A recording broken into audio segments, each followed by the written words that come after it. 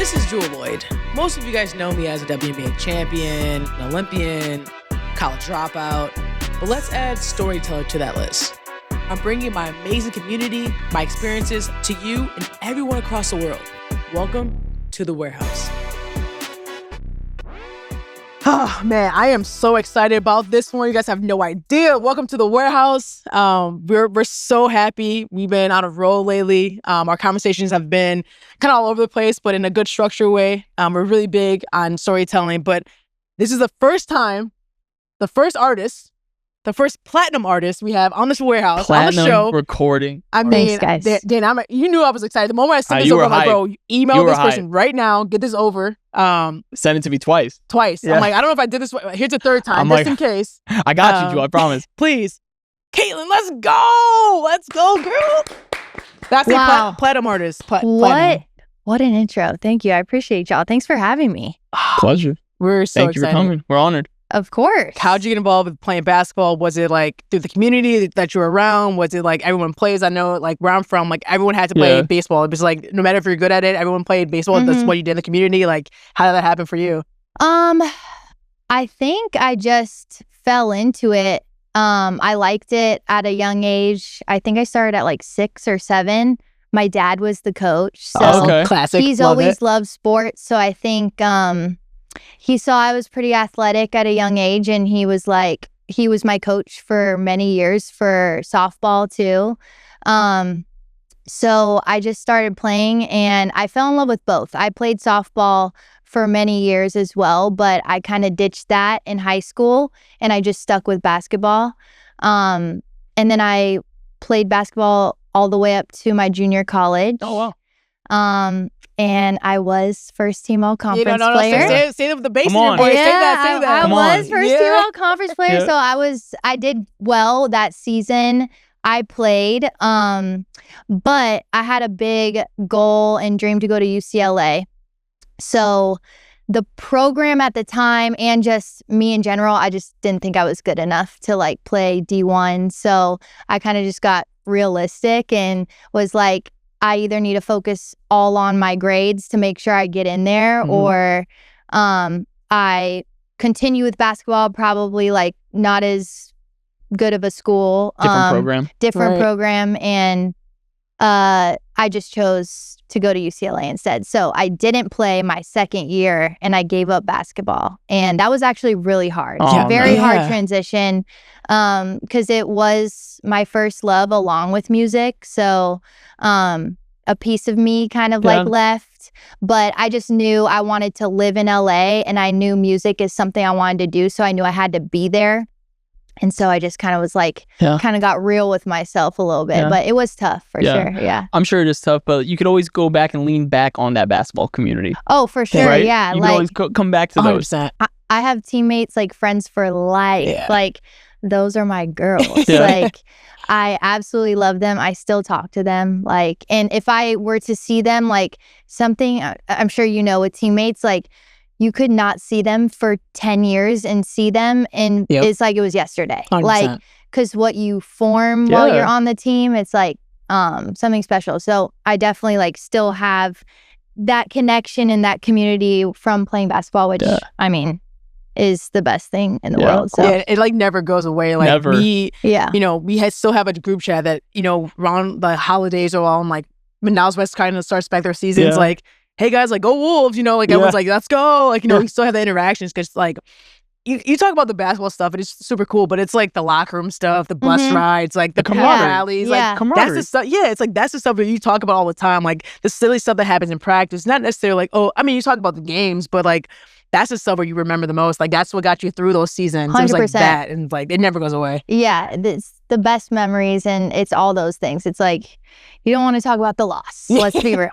You're all trying to not talk about that shit. Get over it quick. So I have like a really deep love for basketball in particular, which is obviously why I wanted to come on this podcast. I'm such a fan of you, and I think you're so incredible, like the GOAT, like for real. Like, and I just love your style of playing. Like, you know, I feel like everyone has their own swag on the court, and I just love your swag. Like, and you have a beautiful shot and everything. And thank you. I had to glaze real quick. Yeah, so, no, I appreciate that. You know, it's definitely an art to everything you do, and I know, you know, you fell in love with music, and you know, for me, my parents, they love music. My mom, you know, she loved music. She was a singer, and you know, I was always remembering going to the studio when I was young and seeing them be like inspired, like, what's going on? Like, what's this? And it's the soundboard. And, you know, always having music always played in our house. Yeah. So I have a real love for music. And I know, you you want to say you're a rapper, but like you were inspired by soul, by R&B, by, you know, 100%. so growing up, like what music were you like really was fascinated by? Yeah. So I grew up living with my mom, and she has like such a deep love for music, is a big reason why I have such a deep love for music. My dad does as well, but my mom and I aligned a lot more on like what we like to listen to. So growing up, I listened to a lot of like Michael Jackson, Alicia Keys, a lot of like bluesy music in my mom's house, R&B. My mom loves pop. Like she really loves everything, but she's also like at her core like a classic rock, like blues girl.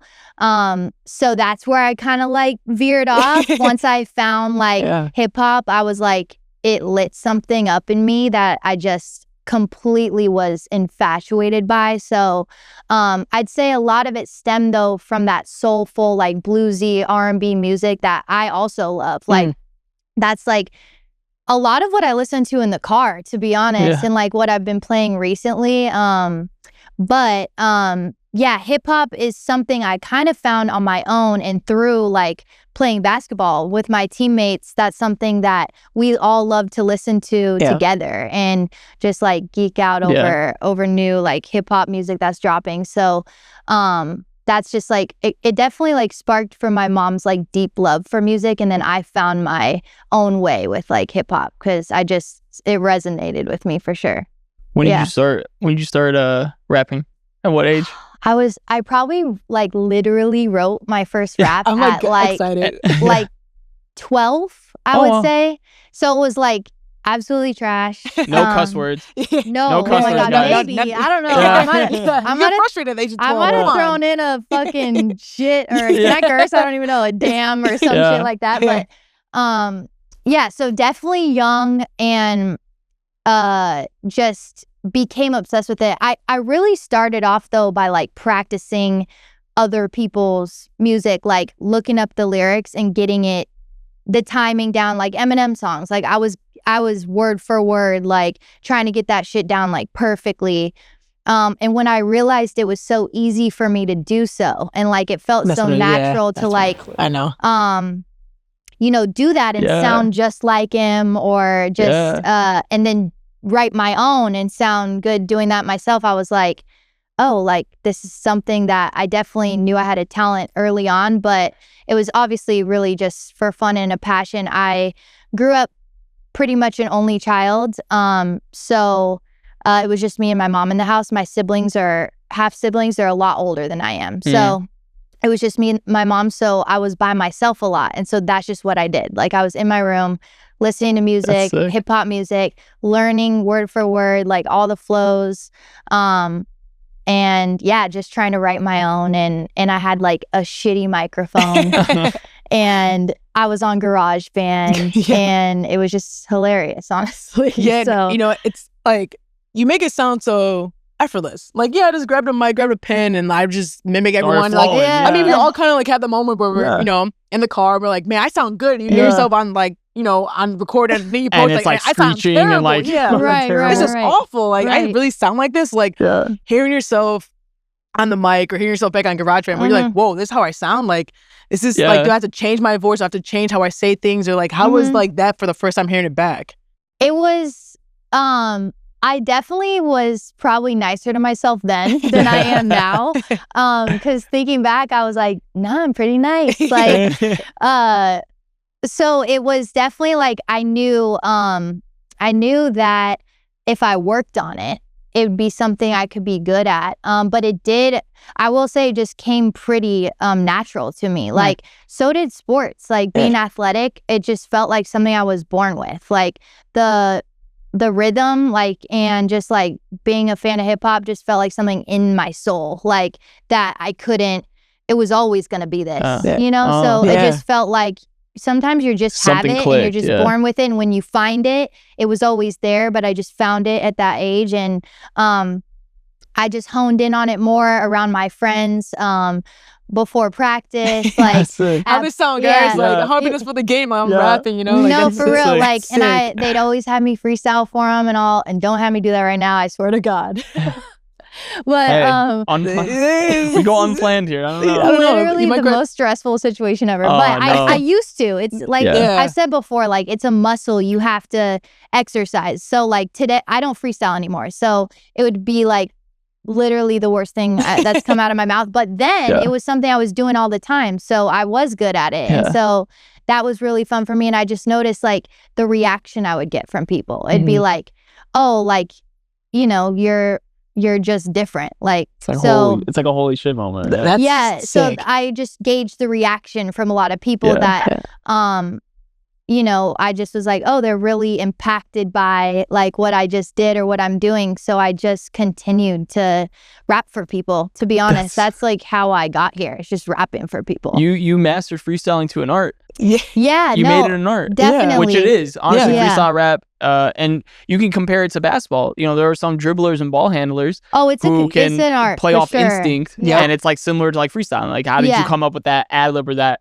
flow, right? I mean, there's some crazy people who are just off the top, and it's like, it's really an art. And now that I'm like so in my like pen bag, like even back then, like I would freestyle, but I got really into writing therapeutically. Like I enjoy writing. Like, freestyling literally stresses me out. Like, there's nothing therapeutic about it for me. It's like, it's so fucking stressful for me. So I'm like, I really enjoy sitting down and writing and like thinking of a concept and like thinking of witty bars. And that's what I ended up doing when I lived in LA, and I would be, you know, at parties or around people, and I'd have like a 16 in my back pocket that I'd put on like any beat. That's fire. And I just changed the flow or the tempo based on the beat, just so I could show people what I can do. And that's how I rap for Too Short. And that's kind of how my journey got started. He was like, what the fuck? And I just had that 16 and I was like, let's get it. So aspire. I truly enjoy the writing process. Like, I am very proud of my pen and like very confident in like being a writer. So it can be stressful as well when you might have like some creative blocks or you're not like feeling it that day or whatever. But at the end of the day, like I truly like enjoy like when I write a fire bar. Like there's nothing that feels better than that, for sure. I mean, like, that was literally my next question. Like, how do you even write a song? Like, how does someone come up with that if it's not freestyle? Because I always feel like every time I'm thinking of like someone writing a song, I think like the SpongeBob episode where he's like it's like nothing else there. It's like just sitting there and you're just like, how do I do this? Like, for something to you come. know, like, it's something you have to learn, for sure. Like, I mean, I'm still learning how to write a song. Like, it's definitely something I just learned along the way. Like, I think a lot of my songs started less intentionally and just more so like on a freestyle vibe, like just writing if I were to, you know, just rap for 2 minutes straight. So that's how 2 minutes straight. That's how a lot of my stuff would I'm like sweating thinking about that. Honestly, they want me to go longer, for real. Like 2 minutes these days is like nothing. Damn. But songs used to be 4 minute Wayne songs Bohemian were Rhapsody 4.5 like, minutes long. 3 verses. But, so like, what I'm saying is you're going straight into it. No, like bars for 2 minutes, bars, right? Dude. It's That's like hard. It's definitely that's hard. Yeah, it's definitely like you know, something I had to like work up to being good at. But that's how I've started a lot of my songs, is based off that. And then just kind of finding within that the most impactful section and making it a hook, and kind of just using that formula at the start, and then learning how to more intentionally like make a impactful hook and like, you know, come off that and make a fire verse and have it carry its energy from top to bottom the whole way. And that's the difficult part to do, is like keep people interested for the entire song. Because of where we're at, right? With social media and TikTok, like people are getting snippets of songs that are 15 seconds, right? And that you might hear that, right? And then go to the song and be like, what is this trash? Like until you get to that part that you want to hear, right? Yeah. Right. So it's even better if you hear that snippet and you're like, you love the entire song and you can just run that back. So that's the challenging thing to do now, is like top to bottom, like make a great song, which I'm still learning how to do. I mean, that's the beauty of it, right? It's like you're constantly learning. I think for us, like we want to learn as much as we can, because that's when you know, like you're constantly evolving. I mean, the world's constantly changing too, but like if you think you're just good and you just stop, like you're gonna plateau. Like you're not gonna be able to go to the next level because you're like, oh, I'm good. I don't want to learn anything else, right? Yeah. But you know, for us, like on the warehouse, like we're really big on, you know, we believe that no matter where you go, like someone's helped you along the way. Someone's been a mentor to you. Someone's helped you. Your community has served your community back. Like, has there been, you know, how many mentors have you had, or is there someone in your community who's kind of helped you, or you know, inspired you, like how to get that going? You know, to keep going, or change your writing style, or change this, or learn this, or whatever that is. Yeah, definitely had a couple. Too Short, mentioned Too Short. He was probably the first like impactful like person in hip hop, particularly, that gave me like confidence, you know, and was like, you know, you don't have to just like do this for fun, you know, or just like have it be kind of like a side talent you have, or you can really, you're fire, you can really be a rapper. Like I think he was like, you should pull up to my studio, like let me get you studio time, like let me get you in with producers, like awesome. Your writing is great, like you can do this. And so that was the first time for me I was like, oh, I have a chance at like actually being you know, somebody impactful in hip hop, or just like a hip hop artist in general, you know, maybe not impactful, but just like live out my dream, right? And my passion. So he definitely like brought that to life for me, that's like a possibility. And then through that, just like working with different people that and resources he gave me, I found my own people and my own sound, and really just worked on developing it before I started like dropping anything on Spotify or like putting myself out there. I was like, first I got to get it like good, you know? And I just wasn't there yet. And like you said, we're always progressing, you know? So even when I thought I was good enough then, like it wasn't good enough then, and it'll continue to have to progress. But he definitely was somebody who like got me started being like, okay, I can really do this. And then RUSS, which is how we met, was like a huge mentor, and just really like shifted my career for sure, from being somebody like rapping on TikTok to be taken seriously as a real artist, like to build a real fan base and really sell out shows and have people pull up and buy tickets. So he was like and still is somebody super like impactful to my career and like how I got here. You know? I was super excited, and like anytime that RUSS would come out, and RUSS and I have been connecting for many years, and I'll come out and support you. And then I was like, wait, who's with you? He's like, oh, Ktlyn. So I'm like, wait, who? Because I was following on TikTok for so long. I'm like, no way. Like, oh, really? Then, so I knew. So I was like, oh, this is sick, right? Every day. Yeah. So I love that. So Seattle comes out, and you guys are there, and I'm like, this is sick. And I'm looking around. I'm like, you know, everyone's here, and you come out and everyone goes crazy. It was so loud. Like, I was like, this is awesome. I'm like, this has to be an insane feeling when you walk out and you feel that energy right away. And, you know, like, it was beautiful to see. Like, it's just so cool to see, like, someone you've been following for a minute, to see them, you know, on the stage, just like sold out owning show. You own that space. Like, I don't know if you felt like that, but watching. I blacked out. Oh, no. 100%. Like, it was the wildest, like, 24 hours of my life. Like, I can't even begin to explain like how I felt when I just pulled up to the venue the day before and heard like Handsomer playing, like, because I had to rehearse with Russ for our song together, and I heard it. That was the first time I'd ever heard my music or my verse or my voice that loud, like in a venue like that. And I was like, this is crazy. So I was so nervous. Like, I was like, bro, like, I go up to Russ and I'm like, do I have to, should I just do all backing track? Like, you're right. And just don't pull out my verses and rap like over it, you know? A lot of people do that. No shade on that, but it's also fire if you can just like get you live, like do your shit, do your verses, and you can leave your hooks in and everything. But I wanted to like, you know, show people I could really rap. And he was just like, well, what are you scared of? and I was like, forgetting the words. And he's like, then forget the words and just say you forgot the fucking words and start over. They like, you know, humility and just like being yourself, like just be yourself. So I was like, okay. And so I did it, and I did my whole like 15-minute set. That was the first time I'd ever performed for that many people. Like, we're talking like, what was it? Like 9,000 people, something like that. Yeah.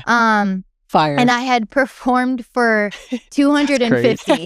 No way. So I was like, this is big fucking jump. crazy. Big jump. And so I was hella nervous. And I just walked out there. But like right before I go on stage, I'm extremely nervous. But then I get this like Zen mode, this like warmth over me. And so I walked on stage, and I wasn't nervous anymore, but I definitely was like overstimulated and just like blacked the fuck out. It's like an adrenaline rush. But it went really well. Crazy. And his fan base like was so supportive, and I had some of mine there from TikTok and everything, and it was like the craziest moment, craziest show. I came back out for Handsomer, and it went dumb, and it was so cool, such an experience. So that was like, it was wild. I'm so glad I was there to like witness it and like see it and see like where you are now. I'm like, this is sick, bro. Like, I love seeing people's journeys and their stories and where they, you know, how they start and if they change or if they grow or if they, you know, whatever it is. And that's, you know, I love music. So seeing that connection and seeing it firsthand, I'm like, yeah, you had an all-time fan here all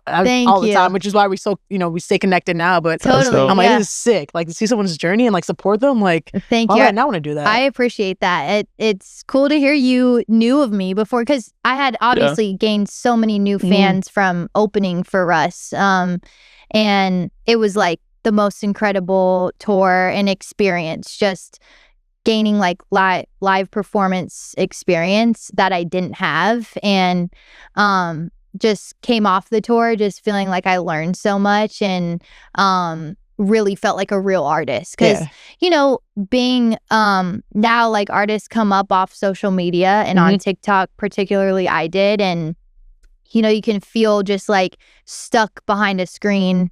And just when you touch people and like you're in front of like real fans being like, I love this song or whatever, like singing the words, it really like validates all your hard work. So that was like a really cool experience. It has to be such a crazy, not even crazy, almost like out of body experience when the fans are singing your shit back to you. Oh my God, yeah. Like, can you even put that into words?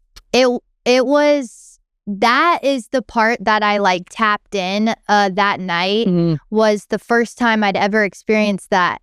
And I remember Russ, we got off stage and he was like, they were so loud for your verse. Like, and I like, of course, in the moment I like blacked out, and then I kind of snapped back in. I was like, oh my God, they were screaming. And I have a video and they're just like singing the entire verse. And it was I just didn't feel like I was there. Like, it just feels like an out of body experience. It's crazy, because especially when you've been dreaming of a moment like that since you were so little, and really feeling like you manifested that moment. Like, it was just a wild experience. And I was a RUSS fan for many years. Like, that's so sick. Prior. So it wasn't like, you know, I just decided to jump on the verse on TikTok and I didn't know who he was, or like so it was even cooler that I was already a fan and he like validated me even further in that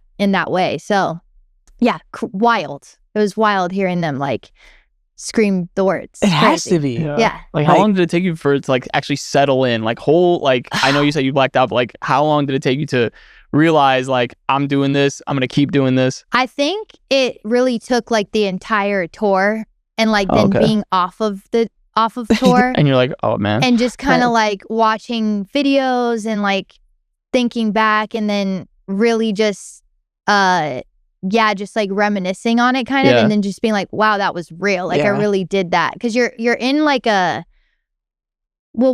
on go. Like you don't even have real time to even soak much in because you're doing a show pretty much like every other day, sometimes back to back. So it just was like, I just felt like I was constantly just on another planet. I feel like you're riding the wave. I was just riding the wave, and then the best thing you could do sometimes. I would say the Hollywood Bowl night, I kind of like really like soaked in that, and I was like, this is fucking crazy. Gosh. Like it was really like it was wild. Like Ab-Soul asked me if he could come on stage during our song to like dance, and I'm like, why are you asking me? Like, can I come on stage while you're there? Like it was just, I was like, what is happening right now? Like it was crazy. How many shows were you on tour? Like how many shows was in that tour? I think it was like 28. Damn. Yeah, I think it was something like that. 28 cities. Yeah. Jeez. And then I did right after, I think we did like a festival type thing. So it was a couple more, but it was a lot. Like I was on the road and it was like 0 to 100, like never toured, did show for 250 people, like to like back to back just shows and just having to get my shit together. Like, jeez. Like I was just like wearing fucking whatever I could fucking scrape up from the cities. That's and like so funny. And just really like just trying to pull it together. I know you said Hollywood Bowl was awesome, but what city really showed you some love? Like what can you say was like the loudest fans? Yeah. Okay, I definitely know Seattle for sure was crazy. It was crazy wild, loud. Bro. Great concert. Atlanta was really loud. I remember them going pretty crazy. Also, Chicago. Let's go. Dumb loud. I Let's had go. to like have them turn the crowd mics off because I was Really? like, I can't even hear my stuff in my ear. So it was so lit. Like Chicago was super lit. Red Rocks was really good energy. Like everywhere was lit. Honestly, Minneapolis went dumb crazy. Man. Like kind of like low-key everywhere turned up, but I do remember like Chicago, Seattle being super loud. Atlanta was like lit. So those were during your tour. Usually like what I see from like artists but they bring out another artist, right? So obviously you're with RUSS, but who was like a big artist that you guys like brought out on stage, like at a city, in a city, like for example like Atlanta or something? I think RUSS brought out who did he bring out at Hollywood Bowl? I think there was Ab-Soul, there was Ty Dolla $ign was there, Big Sean was there, YG. I don't know if he was at Hollywood Bowl. YG, and God, there was hella people there that night. No wonder why it was so epic. Jeez, am I forgetting anybody? I think those. I mean, that's a list. Yeah. It was on crazy. its own, it's pretty big. That covers like a lot. And so Hollywood Bowl, he went nuts and just like brought hella people out. That's cool. So I just felt like I was like, what the fuck am I doing here? But these are my friends, guys. These are my friends. I was like, all right, this is my community right here. Let's get it, I guess. But it was crazy. So I think Hollywood Bowl night was like the craziest. I'm trying to remember other cities. I can't really remember who else he brought out, but Hollywood Bowl was that. I was like clocking that shit.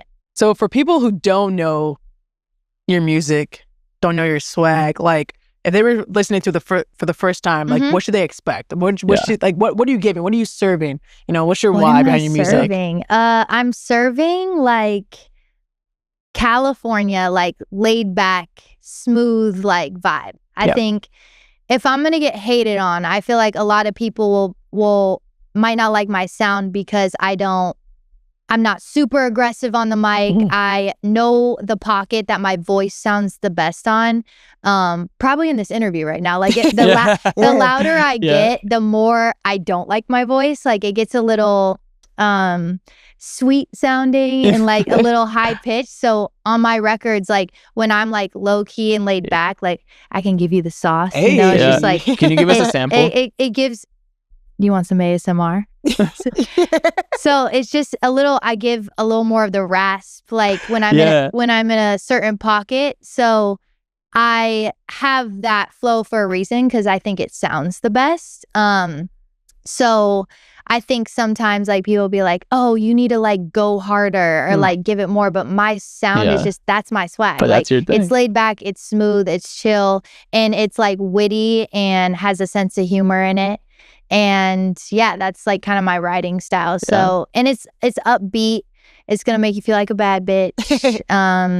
And also, you know, there's gonna be bars, you know. Not all of it is like super turned up. Like some of it's just like West Coast, like chill driving music. But and that's just what I've dropped. Like I have a wide range of what I can do, but I feel like when you're trying to develop like a fan base and get going, like you want to nail a sound. And even then I can still be a little all over the place with it, but I just try to keep it like West Coast, like G-funk. hip-hop. Very G-funk. You know, old school hip-hop head.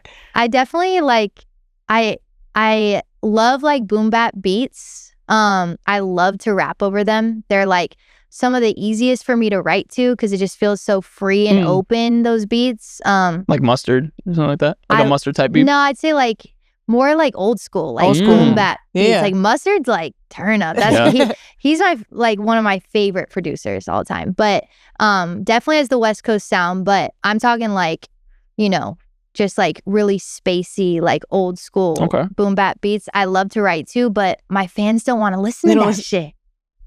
They don't fucking like to listen to that shit. You know, like you're kind of like 90s Snoop Dogg at this point. I know, but you know, it's distinct sound. You want a distinct beat. And you go crazy on it. Yeah, exactly. I have my shit that I know, like, you know, people like to hear me on. And sometimes I veer off just for my own soul. Yeah, you gotta feed the soul. But for the most part, I love like just a turn up Mustard beat. Like I love just a bop, you know, that I can just like kind of go off on. So that is like my sound. Every podcast, remember to like and subscribe to the Warehouse, guys. But he has his Mount Rushmore is his top 5. She loves all these things. That's his question. I gotta know. I mean, so go ahead. You master your craft and you get inspired by these people. So like, who's your top 5? It could be artists, it could be rappers, but who's your top 5? And are we just doing hip hop, or is it like it could be artists? Artists in general. Okay. So whatever you want to do, artists, whatever. This is obvious for me. Always the number one, Beyonce. Boom. So I am a Beyonce. She's part of the Beehive. Stan. I've been to every tour she's ever had. That's loyal. So that's my girl. Okay. Now that Beyonce's out of the way, this is more like a Mount Rushmore. So it's like it's like your like the people who really inspired you. Then it could be top 5 as well. But whatever. Inspire me? Okay, Beyonce wouldn't be. She's inspirational in general, but like musically for me, you know, I'm just listening to Beyonce and just, you know, enjoying myself. Of course. That's true. But I would say I have to put Kendrick in there because I'm a longtime Kendrick fan and I just love basically everything he does. So I think he's one of the greatest rappers of all time. Wayne for sure. Wayne. No ceilings? Wayne. Yeah. Wayne is absolutely in my top 5. Who else? This is tough, guys. I know. Let's see. I would say let's go another female. I think Doja Cat's is already, but just an icon. I mean, regardless if you like her or not, like just overall talent is just insane. Yeah. And she's a big inspiration for me. Oh, I love that. I love. She's got range too. She does. Yeah, I love her range. She's got crazy range. I love and Doechii. Yes. Doechii also, like, if we're talking hip hop, like Doechii for sure. I think Doja, also amazing rapper and hip hop artist, just has a lot of range and can do pop too. Same with Doechii. Yep. But inspirationally for hip hop for me too, Doechii. So I'm putting them together. Okay, that's fine. That works. And then no I'm rules, gonna no go. house. Yeah, it's what, it's what we it's do. your list, not mine. Yeah, like, yeah. You do what you want. Like, yeah, this is you. Or we could just end it there. Yeah, that works. Perfect. I like to put on like females on my list because, of course, obviously, Yeah. but we got to have Kendrick and Wayne, and I'm just gonna go top 10. Here we go. Just dive right in. Eminem. Right, yeah. Just gonna listen to them all like rapid fire. Just keep RUSS going. for sure. It's like crazy bars, crazy pen. Like there's just so many. It's so hard for me, but I would say let's go with those people. Okay. For inspiration. That works. Yeah, does that work? Does that work for you? 100%. That works for me. I mean, I have to ask. The Justin Bieber album. Thoughts? Love this question. Thank you. I love the album. Okay. And I've been fighting with Miss Lexi over there. I've been pan the camera. I've been fighting with her because I feel like it just depends on what you wanted from Bieber, but musically, if you love music, like this is a fantastic album. Like it's so grown, it's so like musically like interesting. And I just feel like it was really creative, and just I think some people wanted like Journals vibes that had maybe a bit more of like a hip hop take to the production. Yeah. But I loved what he did with it, and I've been slapping the album for sure. And Daisies is my shit. Daisies. I love Yukon. I will say like that vibe of Bieber I personally love the most, but there's so many what is it, too long or too lost or something like that. Too long. Yeah, it's so good. Like there's so many good ones on there, but I think you just have to kind of be open to like a bit of a different style from him, but overall, like you can hear him in it. Yeah. So, No, I've been waiting to get asked that question. I've been ready to ask. I've been waiting to ask. I you love heard it here first, guys. I love it. I think it's really, really like really well done. Same. Album of the year? I would, for me, I'm giving it to Kendrick, but did Kendrick drop that this year? What, GNX? Yeah. I think he did. That was around Super Bowl time. Yeah. So like the early beginning of the year. I would say for me, like I would say Kendrick, but it just came out. Maybe I'm, give me some time. Maybe it's like let it marinate a little bit. Maybe that's my album of the year. But right now, like that's what I'm listening to. For sure. No, I'm with you. I'm a huge Justin Bieber fan. And I think this album's just like where he's at in his life. Like people forget, like artists grow too. Like their life just doesn't stop at like 13 or 24. Like they grow too, and so like you have to be on that journey with that artist as well. If you're gonna be a fan of them, like you grow with them. The ups and downs. It's like it's like a relationship. You understand that, like and you can see that the growth in someone's right, and you can see the journey in that. And I think this album's definitely one of my favorites so far of his. Just because you just see where he's at. Like he wasn't shy to show who he was. I think that's really cool as artists. Like we want to see you guys. We're big fans of you guys, and not in like a obsessive, creepy way. Like I want to know everything about your life, but we want to see your vulnerability. I think that's really cool when you're able to do that through music, is show that and tell a story through it. It's pretty cool. 100%. And I think that with being an artist too, like him, that has dropped a lot of projects and like obviously grown up in the public eye, like, and just made a lot of music in general. Like he's at a point where if he wants to experiment with a whole nother genre, like that's what he wants to do, like musically. And if at this point, like, does he even really give a fuck? Like, it's, it's like he's just making what he wants to make, and hopefully it resonates with people who like that type of music or whatever. And the people who don't, maybe he has another album for them. But it's like, as an artist myself, like, I can relate to maybe wanting to make something out of the wheelhouse that people might want from you or want to hear from you. And it just sucks because you're like, oh, I could actually do this really well, and I love listening to this shit, and this is what I'm inspired by right now, so this is the music I'm making. And sometimes people are like, nah, like we don't want to hear it. But I personally think with his album, like, it's like some people didn't like it, but a lot of people love it. So I feel like it draws from inspiration. Like, for example, like Kanye West, right? Drops 808 and Heartbreaks, and that was out of the blue. Right? For sure. Completely different sound of style, auto-tune at all-time highs. Some people at first didn't really like it, but then you look back, and that's one of the best albums. 100%. Amazing beats, amazing production, amazing vocals, and it's the experience, the risk you take. So as an artist, are you willing to take that risk? 100%. I jump feel like into something like I feel like that makes it fun. Like, it doesn't get stale when you're just like having to be boxed in. That's what I love about like artists like Doechii and Doja Cat is like they've been able to kind of be like, I make whatever I like, and that's what they're good at. And I think it's important to take risks, especially early on in your career, so you don't get boxed into one sound, because people can get really familiar, you know, with a certain sound of yours and only want that from you. So it's important to show them your range early on, so you can be like, bro, I've always made this shit. Like, you know, so it's something I want to do a lot more of. I think I definitely want to. It will always be rooted in hip hop, and it will always be rooted in that sound for me. You know, I don't have Doja pipes. Like, I'm not a strong singer. I can sing, but like, it's not, you know, God didn't give me the Beyonce vocals.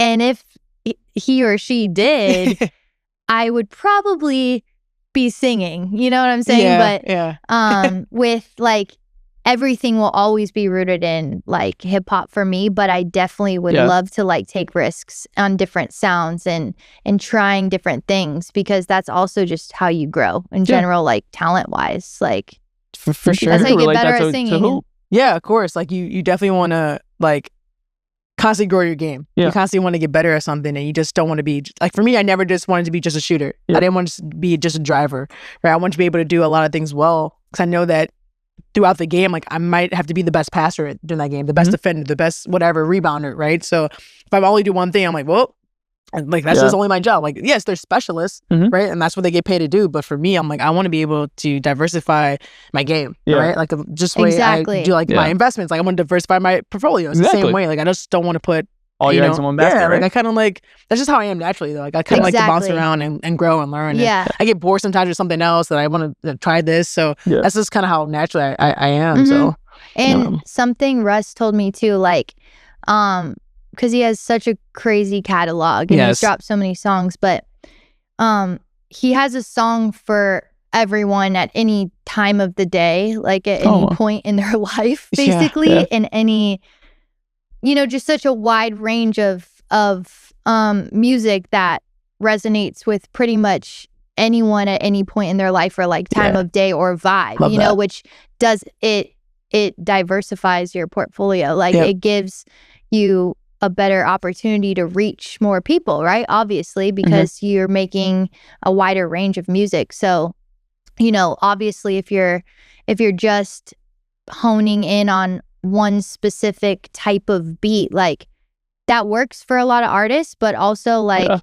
you know, I think that if, especially being independent, like if you get the opportunity to be adventurous and flexible and do what you love, you know, on your own terms and discover yourself as an artist, like why not just like try a bunch of different shit and experiment that way. So yeah, that's definitely what I'm trying to do. I mean, at the end of the day, even if an album from an artist does flop, for example, it's a lesson learned, right? Yeah, like now 100%. You know what not do, or we could take and make it even better and grow from it. So yeah, there's no real flop, there's not a loss, to be honest. Right? Like, there's not a loss. There's no loss. There's always just information gained, and you know, at the end of the day, it's like something that if you love it, like if that song, like you fuck with it, like that's serving a purpose as well. Like it's not all about, you know, I know the industry and everything has made it about numbers, but it's not. Like, that's not what's going to keep you moving in the long run, because everybody has,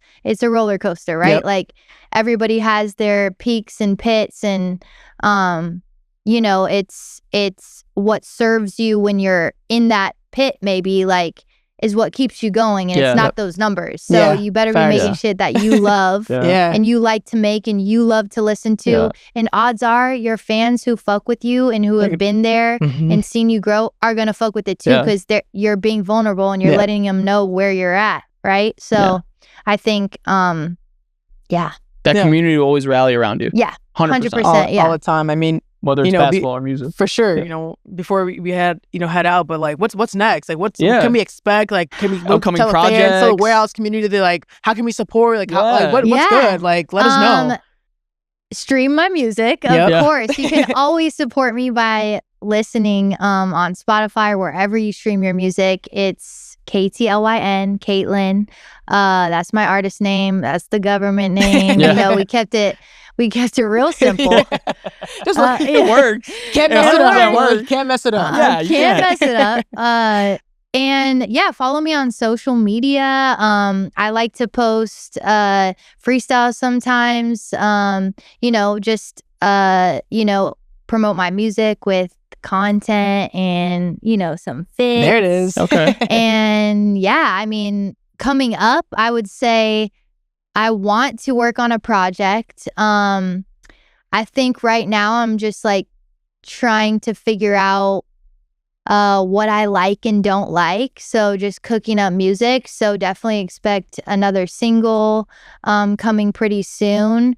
But other than that, just trying to work on, like, maybe getting a project together to try to tour it and really, like, touch the fans. But I had a great time today, guys. So thanks for having me. Yeah, we're excited. We are so glad that we officially could give you a warehouse membership. Welcome to the warehouse. You're always part of the community. You're always part of here. I'm honored. Anytime you want to come back, maybe we have a little, you know, a little tiny desk or something like here, a little warehouse tiny desk. 100%. Let us know. Like, we're ready to do it. I would love that. I would love that. Yeah, please. You know, it's been an honor. So I highly appreciate it. Thank you for making the time. Thanks, y'all. I appreciate it. Of course. Warehouse. It's just different. Like and subscribe, everybody. That's right. It's just different. Yeah, that's right. When you said that, I was like, bro, that's like our tagline. It's like, just different. It's just different. It really is. You're trying to make it as natural. That's great.